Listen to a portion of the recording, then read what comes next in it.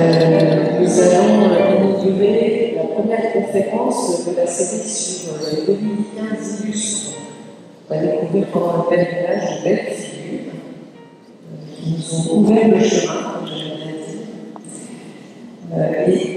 Commençons avec le frère Philippe Clermont-Tonnerre, qui est de l'Annonciation à Paris, et qui est le vice-postulateur de la cause d'Élisabeth de Sœur. Mais il va nous présenter ce couple qui a cheminé dans la foi ensemble, et puis voilà, le beau chemin jusqu'à la vie dominicaine, jusqu'à cette cause de béatification qui est en cours.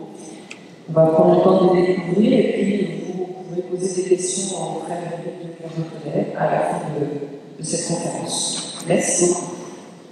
Merci beaucoup, chers amis pèlerins, bienvenue pour ce chemin de découverte ou de redécouverte de ce couple étonnant dont l'histoire est étonnante, Élisabeth et Félix Le Sœur. Je l'ai intitulé Élisabeth et Félix Le Sœur à Lourdes, car ils y sont venus et c'est un lieu important dans leur histoire. Et nous allons plonger tout de suite dans Lourdes en 1912. Lourdes 1912. C'est ici qu'ils sont venus tous les deux en couple, Élisabeth et Félix Le Sœur, en juin 1912. Sont avec eux également Amélie, la sœur d'Élisabeth, et le fils de celle-ci, c'est-à-dire d'Amélie, Maurice. Ils venaient tous remercier la Sainte Vierge Marie pour des grâces reçues. En effet, le 10 avril 1911, c'est-à-dire un an auparavant, Élisabeth avait été opérée d'un cancer du sein. L'opération s'était bien passée, mais quelques mois plus tard, elle était à nouveau tombée très sérieusement malade d'une lymphangite infectieuse du bras droit. Ne me demandez pas ce que c'était exactement, je n'en sais rien. Mais de cette maladie, elle s'était remise plutôt bien. Plus tard, c'était la santé de sa sœur Amélie qui avait inspiré des inquiétudes. Et au mois de mai 1912, c'était au tour du petit Maurice qui s'était blessé à la main droite si sérieusement qu'on avait craint un moment l'amputation du bras. Il jouait avec un petit canon d'enfant. Quelle idée de jouer avec un canon! Et il s'amusait à charger ce canon d'amorces. Quelle imprudence! Parce que tout d'un coup, boum, et puis c'est le bras qui en a pris. Mais tout s'était bien terminé pour lui aussi, comme pour sa mère et pour Élisabeth. Et c'est pourquoi on venait à Lourdes en action de grâce. Tous les quatre? Non. On peut dire plutôt tous les trois. Parce que Félix, le mari d'Élisabeth, était très anticlérical, très anti-religieux, très anti-religion tout simplement. Et il était venu à reculons simplement pour ne pas laisser Élisabeth, très fragile et très affaiblie, seule, sans l'accompagner. Elle a 46 ans, mais elle est malade depuis longtemps. Sans cesse, elle a été malade toute sa vie.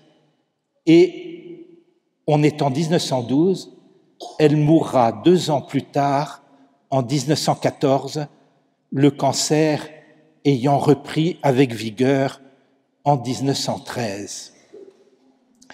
Félix était venu à reculons. 30 ans auparavant, il était venu à Lourdes et en avait gardé un horrible souvenir. Il raconte, je le cite, « Je n'avais vu alors que les marchands du temple et je croyais mon jugement définitif. Mais cette fois-ci, Si je ne trouvais pas la foi à Lourdes, j'y trouvais une certaine sympathie pour les manifestations pieuses dont je fus témoin. Il ne sait même pas qu'on appelle ça célébration et pas manifestation pieuse. Il ajoute « Je fus notamment très ému en assistant à la bénédiction du Saint-Sacrement donnée aux malades d'un pèlerinage espagnol devant l'église du Rosaire. » Voilà, juin 1912 à Lourdes. Mais qui sont Élisabeth et Félix, le sœur? Élisabeth Arrighi est née le 16 octobre 1866 à Paris d'une famille corse. Elle est la fille aînée d'Antoine Arrighi, qui était avocat à la cour impériale, membre du Conseil général de Corse, et de Gatien Picard. La famille Picard était aussi une famille aisée, privilégiée, une famille de hauts fonctionnaires. 4 autres enfants suivent Élisabeth, 3 filles et un garçon. Élisabeth reçoit une éducation classique, comme une petite fille et une jeune fille de son milieu aisé, une éducation assez pauvre au plan scolaire, mais une formation religieuse chrétienne très bonne et une formation culturelle, littéraire, artistique plutôt solide, comme c'était le cas pour les personnes de son milieu. Elle vit une enfance heureuse, équilibrée, privilégiée. Mais petite, elle a déjà un ferme et clair désir de perfection qui se transformera en un vrai désir de sainteté. Et son désir de perfection et de sainteté se traduit par un désir de plaire. Elle aime plaire comme enfant à sa mère, qui était tendrement aimée, et elle aime plaire à Dieu, que sa mère l'aidait à connaître. Elle aime non seulement plaire, mais elle aime plaire en faisant plaisir à ses parents, plus tard à son époux et à leurs nombreux amis. C'était une fille et une femme très gaie, très accueillante, très respectueuse des autres, attentive à tout ce que le couple recevait à la maison. Et elle aimait faire plaisir, comme elle le dit tout simplement, en faisant le bien, discrètement. Je la cite, « J'espère, en passant sur cette terre, faire beaucoup de bien. » Elle écrit cela à 14 ans. « J'espère, en passant sur cette terre, faire beaucoup de bien. » 20 ans plus tard, elle confie dans son journal « Je crois que nous ne savons pas tout le bien que nous faisons quand nous faisons le bien. Je crois que nous ne savons pas tout le bien que nous faisons quand nous faisons le bien.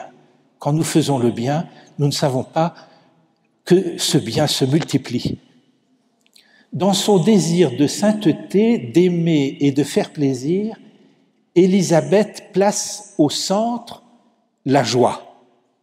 Elle écrit « Une résolution que j'ai prise fortement, c'est de rester joyeuse.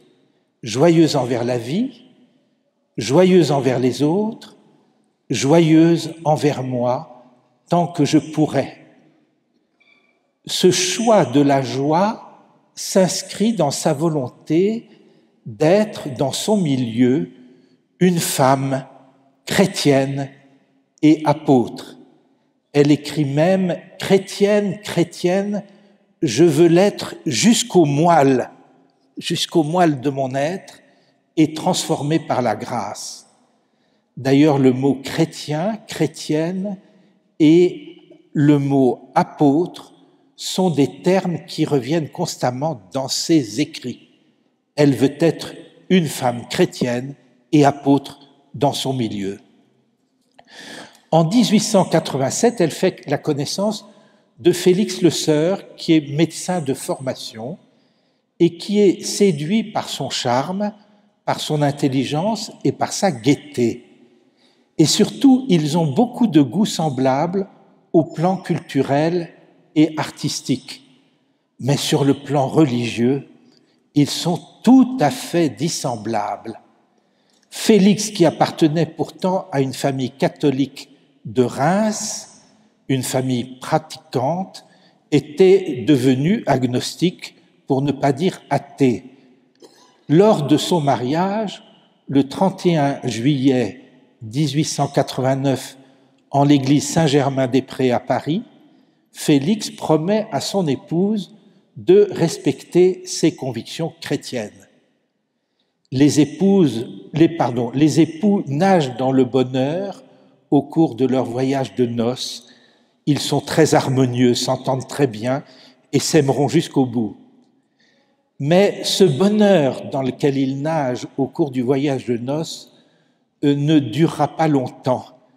Il y a vite des ombres au tableau.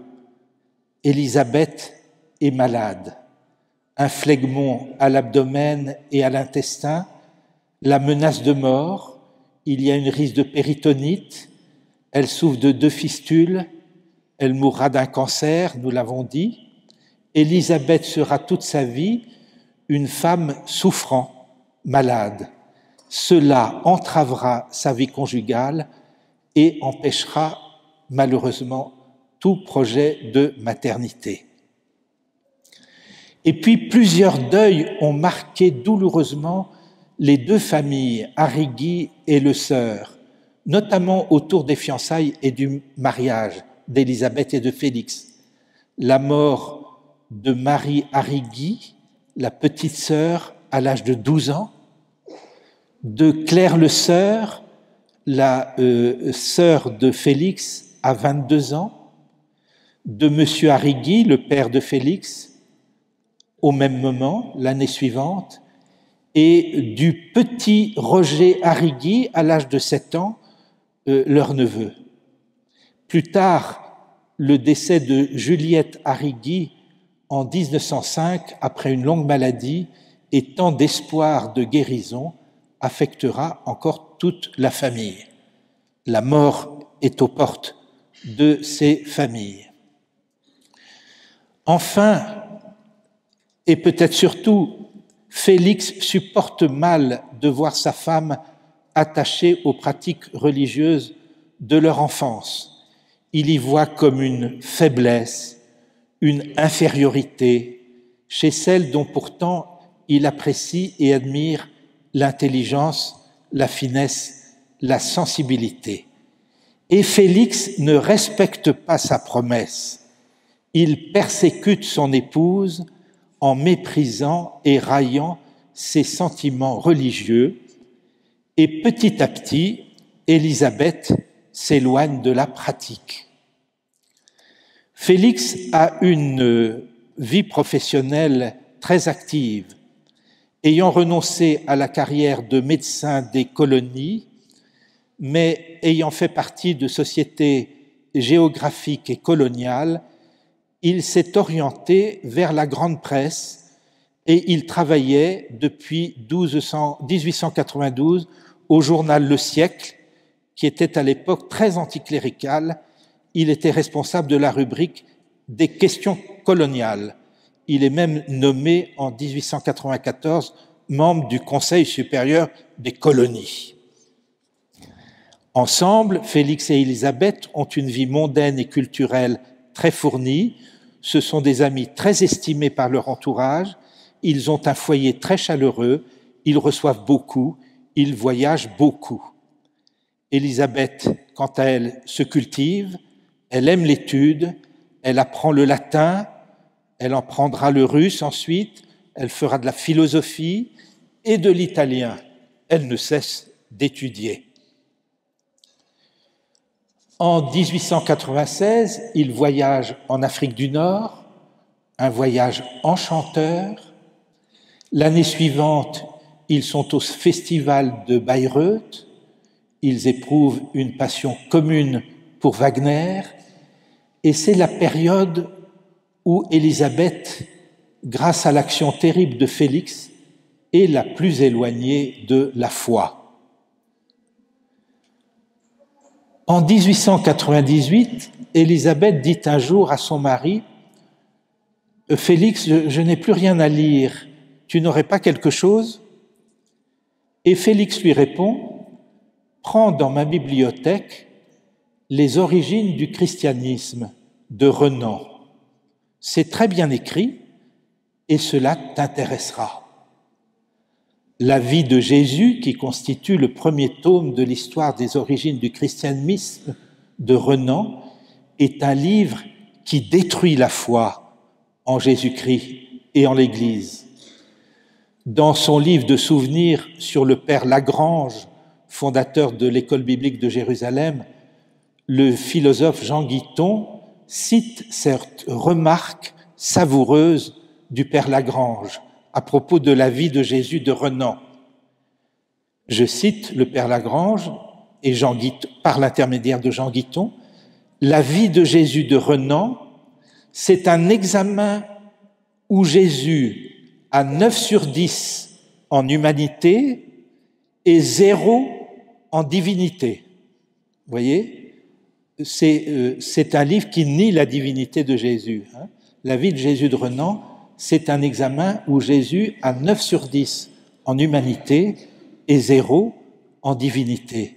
Renan écrit cela à un moment où le catéchisme catholique donnerait plutôt 10 sur 10 à Jésus en divinité et 0 en humanité, l'inverse.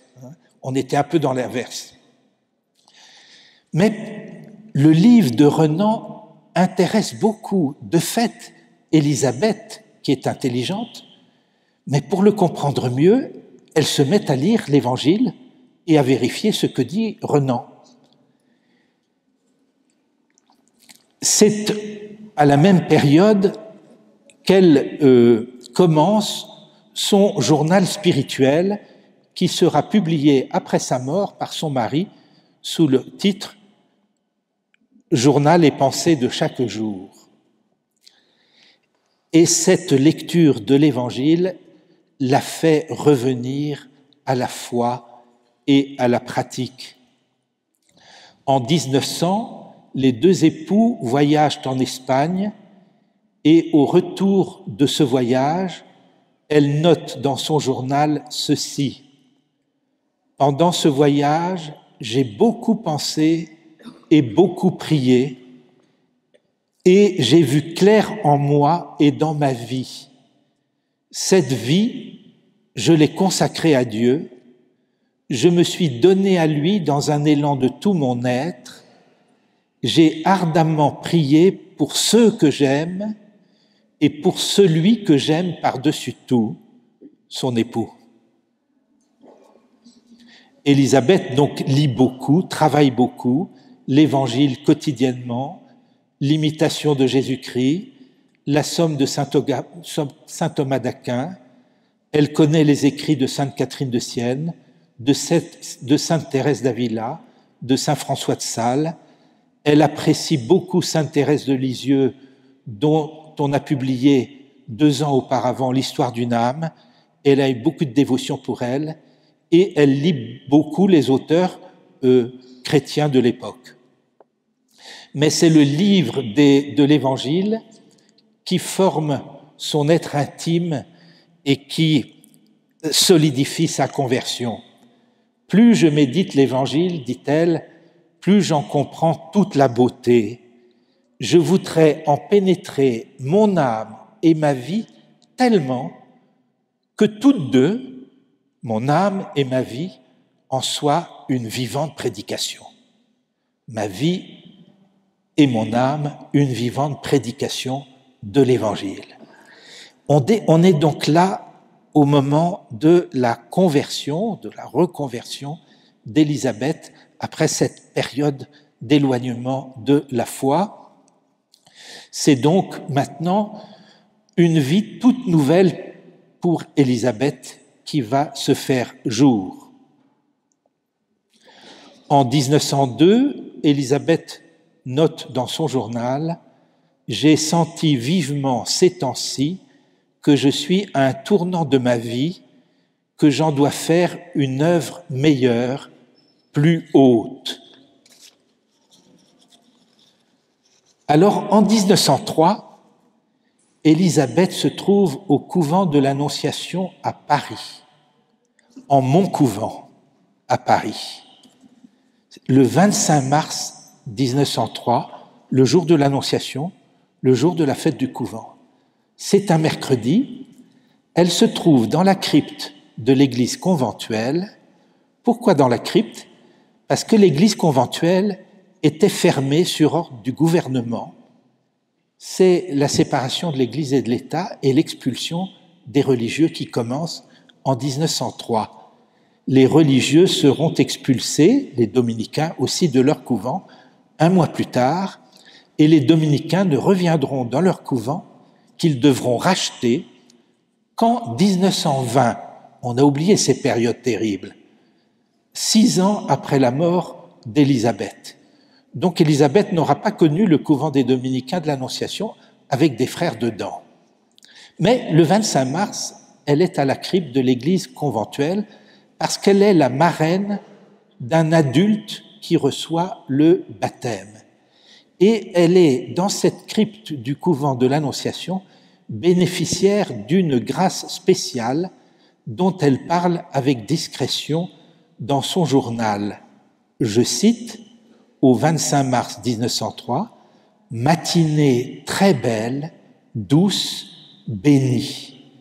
Dieu soit béni pour toutes les grâces qu'il m'a accordées et pour cette grâce suprême et immense, pour la façon dont il a tout disposé, tout conduit et amené mon âme à une vie toute nouvelle et pleine de lui. » Vous voyez, il y a tout, une grâce suprême et immense. Il a tout disposé, tout conduit et a amené mon âme à une vie nouvelle et pleine de lui. C'est là qu'elle fait la connaissance du père dominicain Hébert, qui deviendra son confesseur et qu'elle nommera l'ami de mon âme. Je voudrais noter que parmi les très nombreuses personnes que le couple recevait chez lui, il n'y avait jamais aucun prêtre et beaucoup d'amis incroyants. Et notons aussi que Élisabeth n'aura jamais de directeur spirituel. Le père Hébert est un frère dominicain qui viendra la confesser régulièrement et avec lequel elle discutera, mais qu'elle ne reconnaît pas comme son père spirituel. Toujours en 1903, les grâces se multiplient. Elle est à Rome en voyage avec son époux en 1903 et elle confie le récit d'une nouvelle grâce dans son journal. Toute sa vie et surtout aux heures de souffrance, elle sera soutenue par le souvenir de ce qu'elle a vécu à Paris et à Rome en 1903. Voilà ce qu'elle écrit le 23 juillet 1903 à propos de Rome.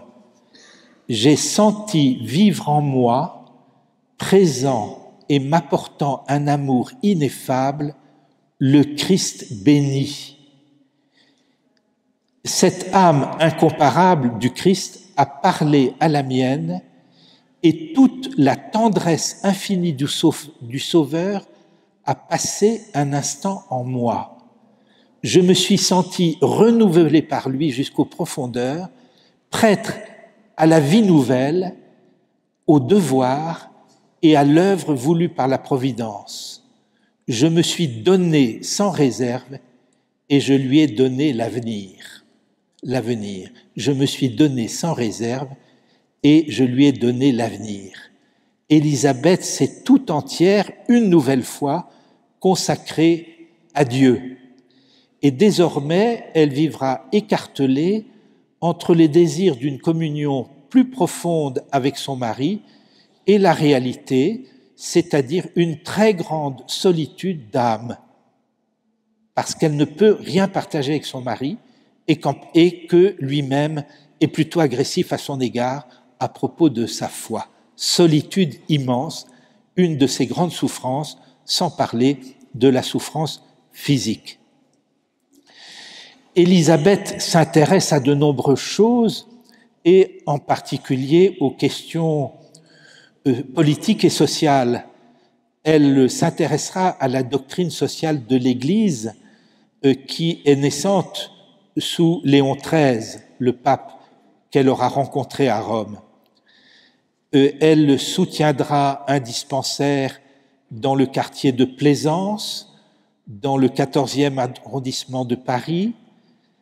Elle créera une association, loi de 1901, pour constituer un foyer de la jeune fille, mais ce foyer ne durera que 2 ans, l'association étant trop fragile pour soutenir un projet si difficile.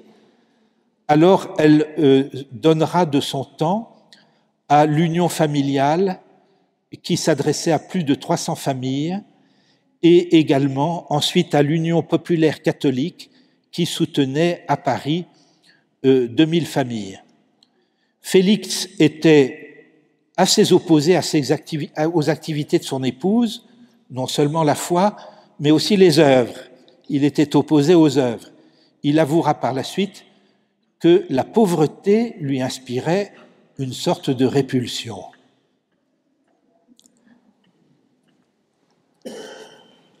Parallèlement à cela,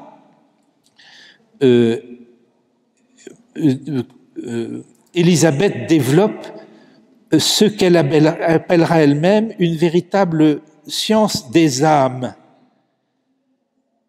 Son journal témoigne que c'était le fruit d'un véritable travail décidé, volontaire, généreux.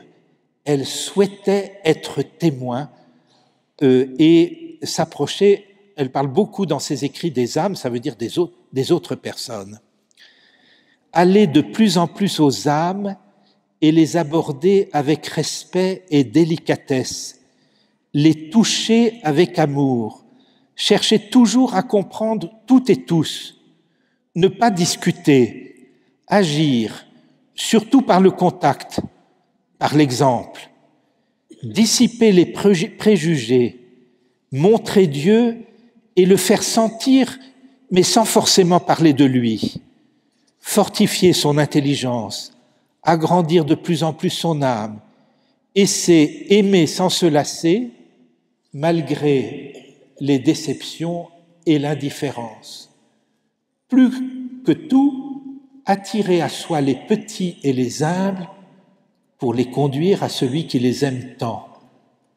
Respect inaltérable, profond des âmes, ne jamais faire violence, même une violence tendre, mais simplement entr'ouvrir son âme pour montrer la lumière qui est en elle, la vérité qui y vit, et laisser cette vérité éclairer, transformer, rayonner, sans aucun mérite de notre part, par le seul fait de la présence de cette lumière en nous. Vous voyez, elle veut faire rayonner la lumière de Dieu, mais sans se mettre elle-même en avant. Cette activité d'âme à âme se développera notamment par une abondante correspondance, notamment familiale, avec sa mère, sa belle-mère, mais aussi amicale avec de nombreux amis croyants et incroyants. Et il y a une abondante correspondance dans les archives d'Élisabeth Le Sœur avec des incroyants, correspondance qui a été presque entièrement publiée par son mari après sa mort sous le titre « Lettre Élisabeth Le Sœur, lettre à des incroyants ». On notera aussi plus tard la correspondance qu'elle engagera avec une religieuse, sœur Marie Gobi, à partir de 1910 et jusqu'à sa mort, les 4 dernières années de sa vie. Enfin, Élisabeth aura trouvé une profonde amitié spirituelle et pourra discuter avec une religieuse des secrets de son âme et pourra confier sa souffrance et sa solitude d'âme. Cette correspondance a été publiée, encore par son époux après sa mort, sous le titre « Lettres sur la souffrance », et elle a donné lieu à une nouvelle édition en 2012 aux éditions du Cerf, après qu'on ait retrouvé les lettres de sœur Marie Gobbi à Élisabeth, parce qu'on avait publié les lettres d'Élisabeth à sœur Marie, mais on a trouvé ensuite les lettres de sœur Marie à Élisabeth et on a publié la correspondance aller-retour. Et je reviens à Lourdes. À Lourdes, 2 ans plus tard, en 1914. Après cette vie nouvelle pour Élisabeth, c'est la vie toute nouvelle pour Félix. Élisabeth meurt en 1914 et après la mort de son épouse, Félix, qui est bouleversé, découvre le journal qu'Élisabeth aurait voulu que l'on détruise, mais sa sœur lui avait demandé de le garder et de le garder pour le donner à Félix ensuite. Et c'est ce qui a été fait. Le journal recueilli par la sœur a été donné à Félix. Il est bouleversé par ce qu'il lit. Il constate combien Élisabeth l'a aimé, combien elle a souffert de ses persécutions et de la solitude spirituelle qu'elle a vécue, comment elle a prié et offert sa vie et ses souffrances pour sa conversion. Il se savait déjà aimé, parce que le couple s'aimait profondément et Élisabeth le lui disait beaucoup et lui écrivait souvent. La guerre de 1914 éclate.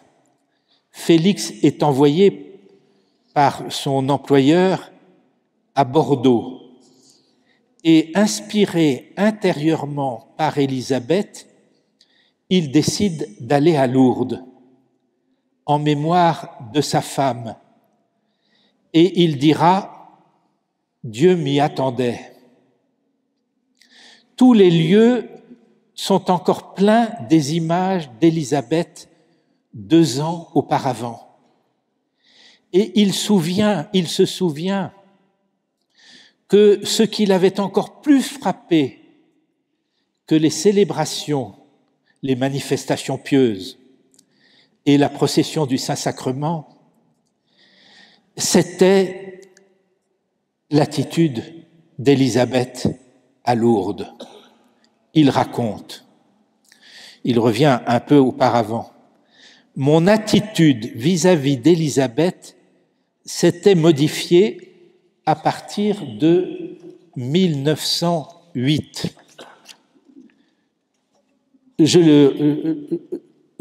Quand je vis qu'elle supportait avec une telle égalité d'humeur ses affections hépatiques, je fus tout de même frappé de la voir si maîtresse d'elle-même et de son corps, et reconnaissant qu'elle puisait cette force supérieure dans ses convictions, je cessais de les attaquer à partir de 1908.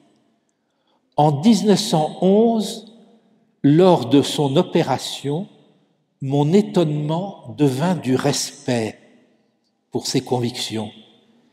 Et en 1912, à l'occasion du voyage à Lourdes, mon étonnement et mon respect devinrent de l'admiration.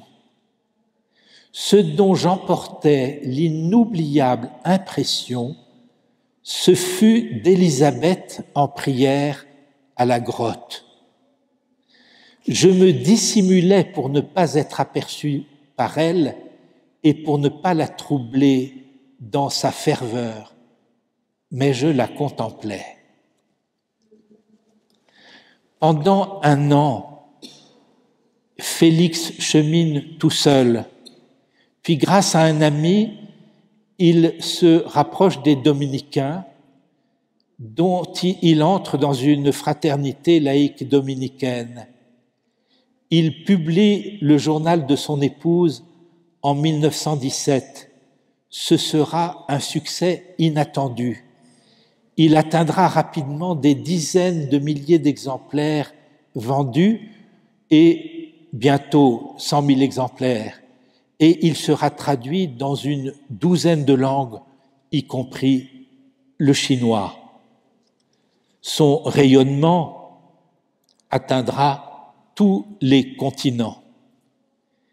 Et Félix pense à devenir prêtre. Il en est souvent découragé par de nombreux amis et par des prêtres à son âge. Il a 58 ans. Et il est découragé notamment par le pape Benoît XV au cours d'un pèlerinage où il rencontre avec le père Janvier dominicain sa sainteté Benoît XV et il lui offre le journal d'Élisabeth. Et Benoît XV le décourage en lui disant « Mais non, restez donc laïque et tout cela ». Et comme Félix insiste, finalement Benoît XV dira « Obéissez à votre directeur spirituel, le père Janvier ». Félix passera 2 mois à Lourdes en 1918 en guise de retraite avant d'entrer dans l'ordre des prêcheurs. Il commence son noviciat en 1918 parmi une quarantaine de frères. C'est le premier noviciat après la Grande Guerre et après l'expulsion des religieux. Durant son noviciat, il fait fonction d'infirmier et un jeune frère suisse, Louis Dupraz, meurt dans l'année dans ses bras en offrant sa vie pour la fondation d'une province de Suisse qui sera fondée par la suite. Lui-même, le frère Albert-Marie Le Sœur, son nom de religieux, Albert-Marie, tombe malade durant son noviciat. Il faut dire que c'était austère après la guerre de 1918 et il venait plutôt d'un cocon de bien-être, une vie très facile avec des domestiques servis, etc. Et il se trouve dans un régime d'austérité assez sévère. Du coup, sa profession religieuse est retardée, mais en revanche, son ordination presbytérale sera avancée compte tenu de son âge. Il fait profession religieuse donc chez les dominicains le 23 septembre 1920. Il est âgé de 59 ans. Il est ordonné prêtre à Lille dans l'église Saint-Maurice le 8 juillet 1923. Il sera une trentaine d'années dominicain. C'est quand même déjà toute une vie. Il meurt en 1950, donc presque 30 ans après sa première profession. Devenu frère prêcheur, le révérend père Marie-Albert Le Sœur consacrera le reste de sa vie à diffuser la pensée et les écrits de sa femme et d'une certaine manière à prêcher avec elle. Il publiera Journal et pensées de chaque jour, les lettres sur la souffrance, un recueil de textes spirituels qu'il intitulera La vie spirituelle, les lettres à des incroyants, et puis le petit journal d'enfants que Élisabeth avait composé au moment de ses leçons de catéchisme pour sa première communion et qui est aussi un petit bijou de vie spirituelle. Quelques années avant la Deuxième Guerre mondiale, en 1937, est engagé par les dominicains le procès de béatification d'Élisabeth Le Sœur. Mais pour des raisons diverses, notamment la guerre, puis le décès du père Le Sœur en 1950, ce procès, pourtant bien avancé, n'aboutit pas. Il est relancé, mais rencontre quelques difficultés de démarrage par la province dominicaine de France avec le soutien du diocèse de Paris. Pour terminer, en quelques minutes, avant de vous donner la parole, je voudrais donc terminer par quelques réflexions sur la sainteté d'Élisabeth le Sœur. Je vous ai rappelé son désir ancien de sainteté et comme adulte, son désir d'être chrétienne jusqu'au moelle et d'être apôtre pour son entourage. Une formule illustre bien ce qu'a voulu être et faire Élisabeth comme apôtre. Elle dit « être comme les autres et pas comme les autres ». C'est tout son programme de vie. Être exactement comme les autres, croyant, incroyant, personne qu'elle rencontre, toute personne qui l'intéresse, et en même temps pas comme les autres, cette formule qui fait écho à la formule évangélique, être dans le monde, mais n'être pas du monde. Vous voyez, c'est cela. Et puis, il s'agit pour elle, et c'est un mot aussi très fréquent dans sa spiritualité, de vivre. Être chrétien, c'est être vivant. Vivre. Et elle explique, vivre, ce n'est pas recevoir un vêtement tout fin, ce n'est pas recevoir un vêtement tout fait, mais collaborer à l'œuvre de Dieu. Jésus, dans l'Évangile, dit ceci, « Mon Père travaille et moi aussi je travaille ». Elle ajoute combien de gens savent vraiment le sens et la valeur de ce mot « vivre ». Vivre, c'est savoir aimer, penser, réfléchir et souffrir. C'est pratiquer le don de soi et faire de tout, joie, désir, tendresse et douleur, une sorte de poème sublime dont le murmure viendra à d'autres et les réveillera peut-être de leur sommeil et de cet engourdissement moral dans lequel vivent tant de pauvres gens. Il s'agit, vous voyez, de chanter sa vie, de jouer sa vie, mais dans la discrétion, sans se montrer. Et nous avons noté l'importance du mot joie et du choix de la joie. Et si dans la vie d'Élisabeth, la souffrance est toujours présente, et elle réfléchit beaucoup à la souffrance parce qu'elle en a été marquée, souffrance physique, souffrance morale, il est un mot aussi qu'on retrouve beaucoup dans ses écrits, le mot tendresse. Elle l'utilise dans sa correspondance quand elle parle aux autres, t'envoie toutes mes tendresses, ma tendre affection, etc., à son mari aussi.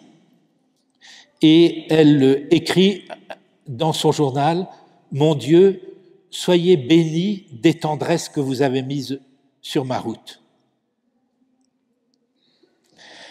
Elle ajoute quelque chose qui fait partie vraiment de sa spiritualité, c'est qu'elle réfléchit à une méthode de vie.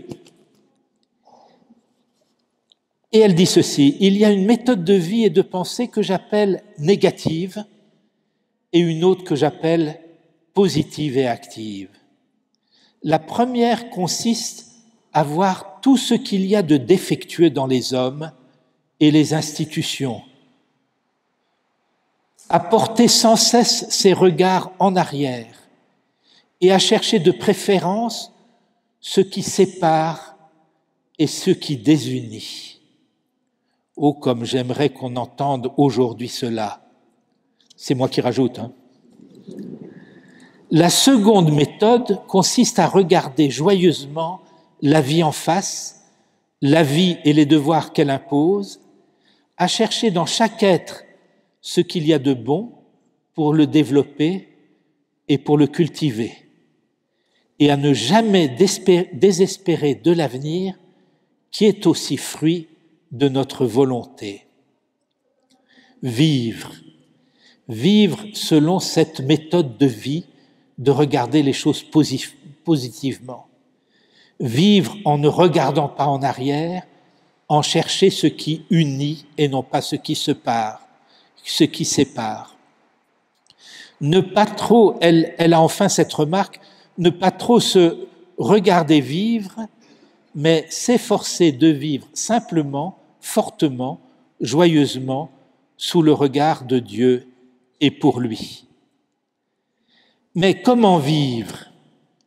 Je l'ai dit tout à l'heure, mais je le redis ici, en faisant le bien et en essayant de le faire quotidiennement, sans précipitation. Chaque jour, elle est très attentive au quotidien. Il faut le soigner, le quotidien, s'établir en paix dans le quotidien, s'organiser pour faire paisiblement et fidèlement ce qu'on doit faire. Le lieu de cette vie chrétienne, c'est d'abord son foyer. Le foyer, mot merveilleux, dit-elle, pour tout ce qu'il exprime de douceur, de tendresse, de vie intime et charmante. Je voudrais faire du mien un centre de lumière, d'idées belles et généreuses, de sentiments profonds. Mais le foyer est aussi un lieu de souffrance et il nous faut apprendre à vivre cette souffrance patiemment. Le lieu principal de sa vie chrétienne chez Élisabeth, ce n'est pas l'Église, c'est son foyer, c'est son milieu, ce sont ses amis.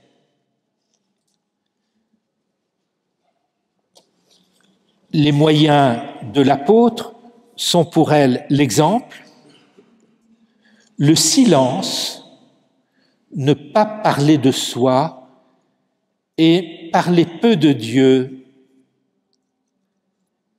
Quelquefois, elle dit dans son journal « J'ai trop parlé de vous, mon Dieu ».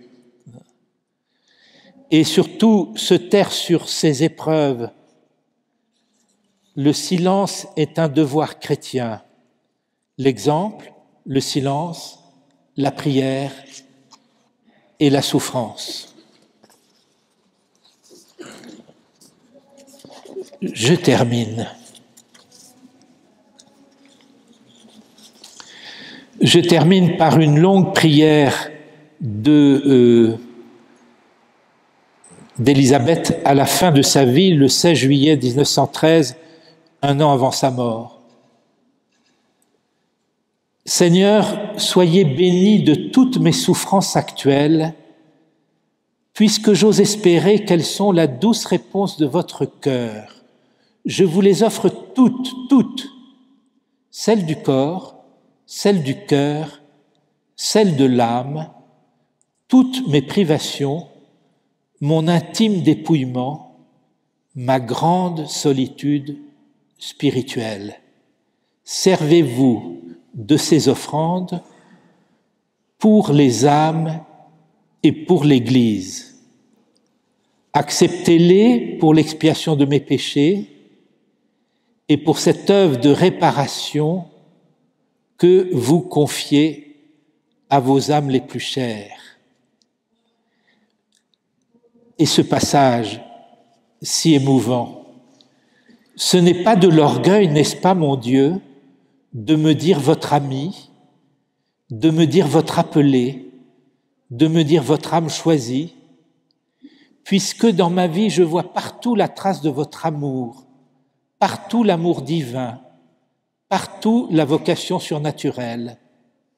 Vous vous êtes servi de l'épreuve, des souffrances, de la maladie, pour me prendre toute à vous et me sanctifier, après m'avoir d'abord attiré par votre seule action intérieure. Vous avez tout fait, et maintenant achevez votre œuvre. Faites-moi sainte dans la mesure où vous le voulez. Servez-vous de moi en faveur des âmes. pour mes bien-aimés, évidemment son mari, pour tous vos intérêts. Disposez de moi pour votre plus grande gloire.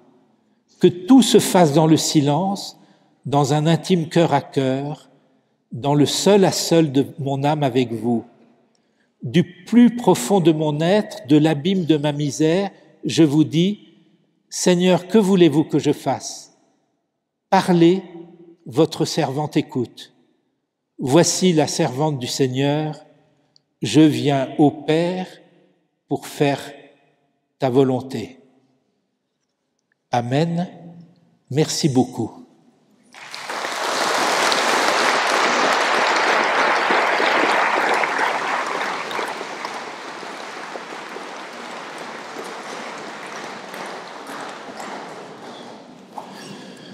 Vous avez deux ouvrages que je vous recommande, de Madame Chauvelon, Élisabeth et Félix Le Sœur, itinéraire spirituel d'un couple.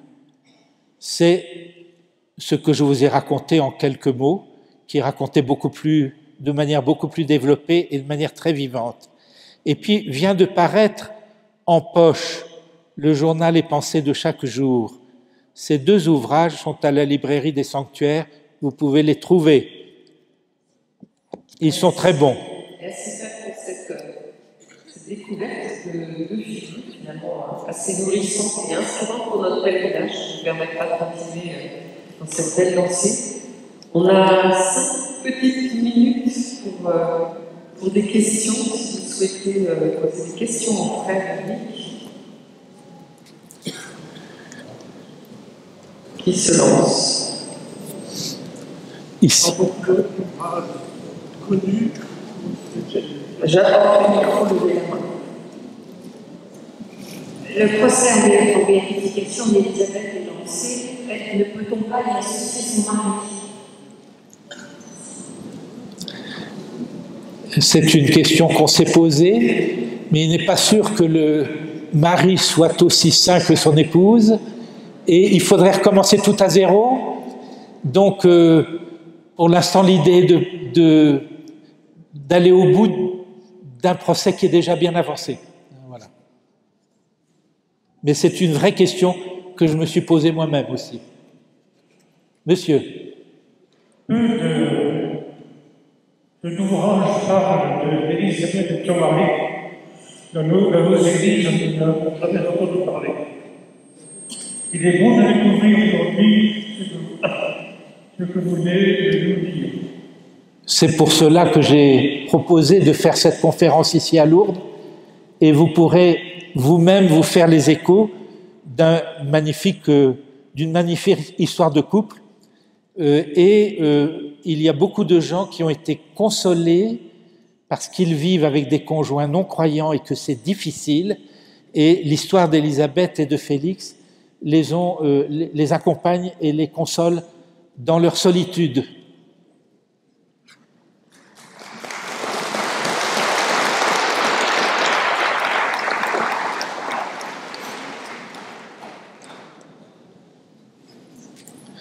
Nous sommes, oui.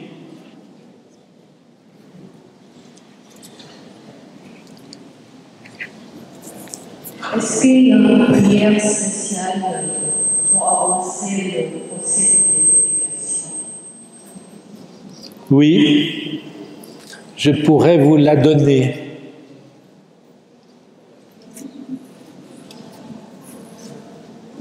Peut-être pour moi ici, ça va être sur le site. Oui, oui.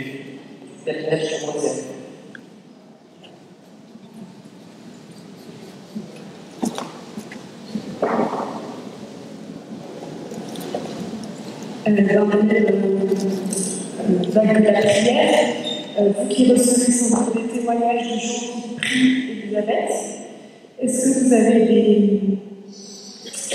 Est-ce qu'elle est priée pour des grâces particulières? Oui. Parce que souvent dans les séances, on prie pour des grâces particulières, pas toujours, mais est-ce que c'est le cas? Oui.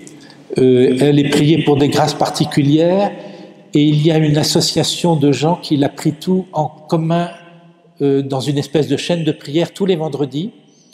On pourra peut-être mettre sur le site l'adresse mail de cette association de gens qui prient, partagent des grâces et se confient des intentions de prière, tout cela autour de Élisabeth Le Sœur.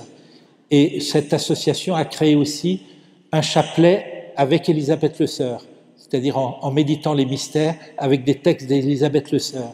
Donc on pourra mettre ça sur le site aussi, si Sœur Anne-Claire pourra. On essaiera, voilà.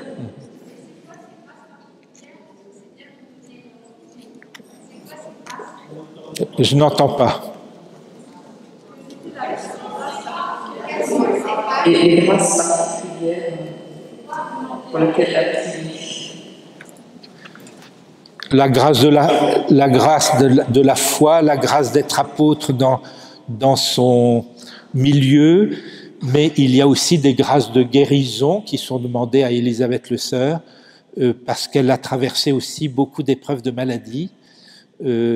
Voilà, des grâces multiples que ceux qui l'invoquent reçoivent.